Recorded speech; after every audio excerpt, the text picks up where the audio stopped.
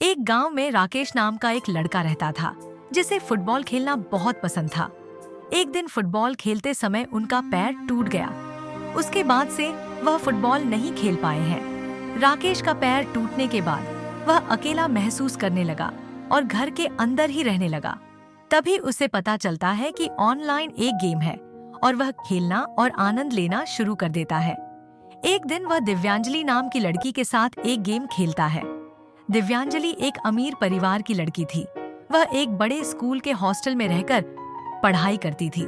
School से गर्मी की छुट्टियों में घर पर रहा और खेल खेला। राकेश उससे बात करता रहा और बात करते करते वह उस लड़की को दिल ही दिल में प्यार करने लगा, लेकिन वह अपनी बात नहीं कह सके। इसी बीच दिव्यांजलि को राकेश की अच्छी बातें याद आने लगी और वह भी मन ही मन उससे प्यार करने लगी, लेकिन अपने मन की बात कोई किसी को बता नहीं पाती थी। वे धीरे धीरे इंस्टाग्राम और व्हाट्सएप के जरिए बात करने लगे। एक दिन राकेश के घर उसका प्रिय मित्र आया। दोस्त ने राकेश को व्हाट्सएप पर एक लड़की से चैट करते हुए देख लिया। दोस्त जानना चाहता है कि मामला क्या है, क्या यह लड़की आपकी नई गर्लफ्रेंड है?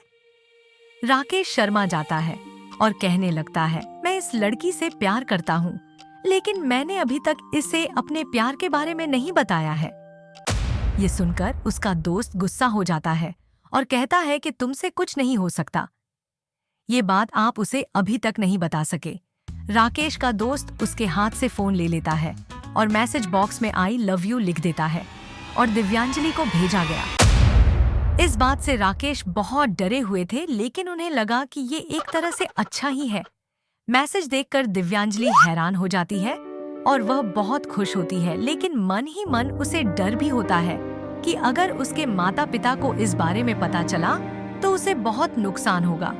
इसलिए दिव्यांजलि राकेश को अपने मन की बात नहीं बता पाती थी, लेकिन धीरे धीरे उसमें एक दिन राकेश को प्रपोज करने की हिम्मत आ गई। फिर वे दोनों बहुत सुख से रहने लगे और इस प्रकार कुछ दिन बीत गए।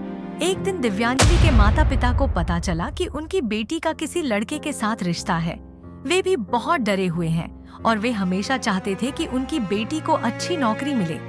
इसके लिए उन्होंने उसे एक बहुत अच्छे स्कूल में पढ़ाई कराई, लेकिन ये देखने के बाद उन्हें भी बहुत गुस्सा आया और उन्होंने दिव्यांजलि से फोन छीन लिया और उसे कहती है कि वह कभी भी राकेश से बात न करे।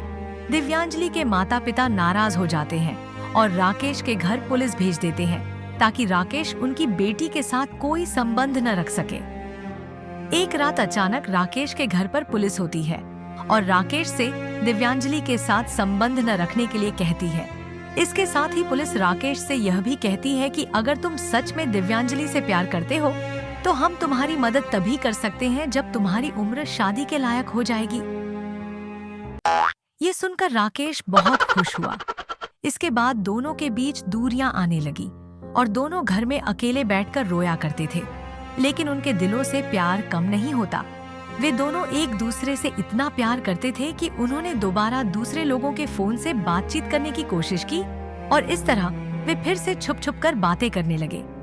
तब से वह दिव्यांजलि से बहुत ध्यान से मिलता था और फोन पर बात करता था। इस तरह कई साल बीत गए और उन दोनों की शादी की उम्र हो गई।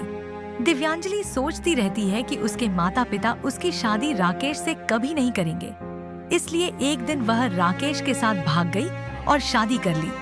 ऐसे में दिव्यांजलि ने घर से भागकर राकेश से शादी कर ली। इससे उसके माता पिता बहुत परेशान थे। उनके पास करने के लिए और कुछ नहीं था। उनके सपने सपने ही रह गए। एक दिन दिव्यांजलि के पिता राकेश के घर दिव्यांजलि से मिलने जाते हैं। उनके पिता यह देखकर बहुत खुश होते हैं कि दिव्यांजलि राकेश के घर में खुश है। बेटी से बात करती है, घर जाती है और उसकी माँ को बताती है कि उनकी बेटी ठीक है। ऐसे ही कुछ दिन बीत गए। धीरे धीरे दिव्यांजलि के माता पिता ने उनकी शादी स्वीकार कर ली और उनके घर आना जाना जारी रखा। इस तरह दिव्यांजलि और राकेश की प्रेम कहानी पूरी हो गई और वे अब खुशी खुशी रहने लगे।